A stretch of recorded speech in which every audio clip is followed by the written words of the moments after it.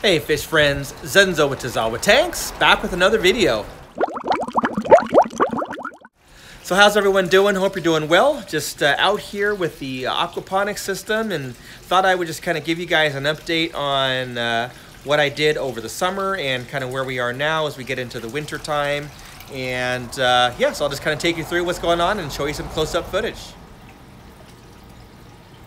So I haven't had a chance to talk about the aquaponics system in quite a while. I think the last video that I made of this system was probably back in June, so it's probably 5 or 6 months ago that I gave any kind of update. So I thought I'd kind of take you through what I did over the summer and the fall and kind of where we are now.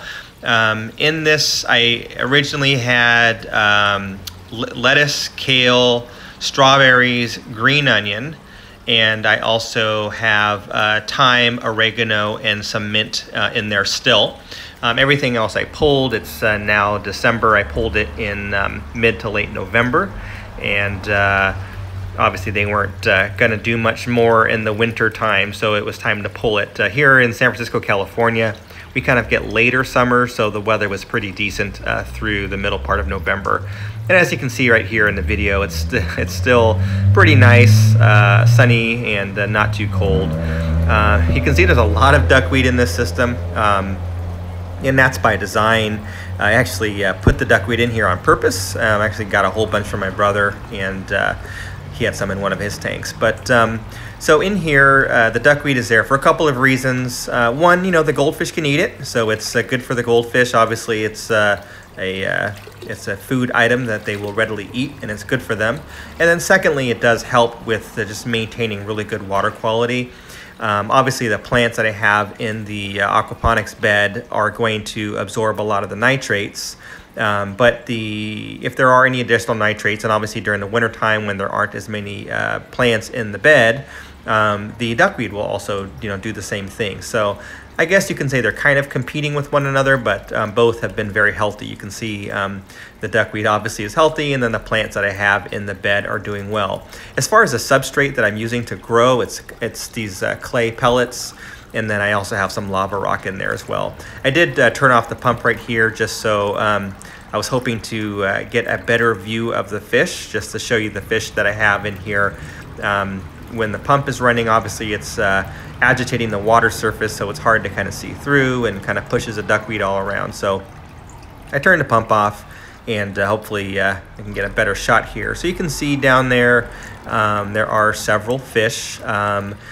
These, and I tried to pick the the good-looking ones, but I have just just your common goldfish that you buy at the pet store that are like 20 cents a piece that are used as feeders.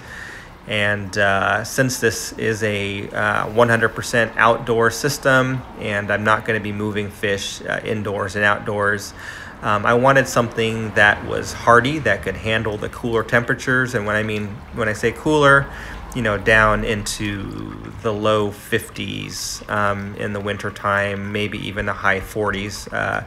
When I checked on this day, it was kind of in the high 50s, the water temperature at least. So the fish are, they're mostly, I do have 3 shambunkins in there, so those cost a little bit more. They still weren't very much, just a few dollars. But the other ones, I just wanted to pick some good-looking feeder fish and kind of rescue them, give them a better home. I picked some that have some pattern to them that kind of resemble koi. And I don't know what's going to happen as these fish grow. Sometimes, colors change, but for the meantime, I really enjoy the color. And these fish, I don't know how old they are, because I don't know how old they were when I got them, but I've had them for about 6 months now. So that's about it. Just thought I would just kind of take you through what the system is currently doing. It's in winter mode, so I will keep the mint year-round. It'll survive. And I think the thyme and the oregano will as well. They overwintered last year. And then next year I might end up building a bigger bed and doing some other types of produce. I might do some tomatoes in here along with some other leaf vegetables. And definitely the strawberries, because that was fun.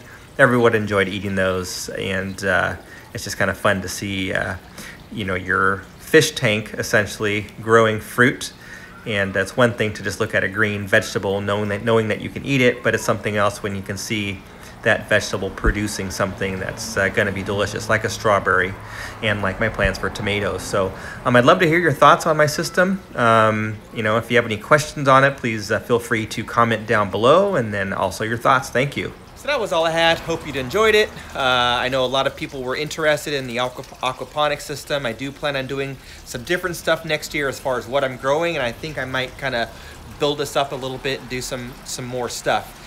Before I go, I did want to mention that we do have the subscriber giveaway coming up, so make sure that you are a subscriber. Follow me on Instagram. I'll put the Instagram right down here somewhere, and we'll catch you on the next one. Thanks for watching.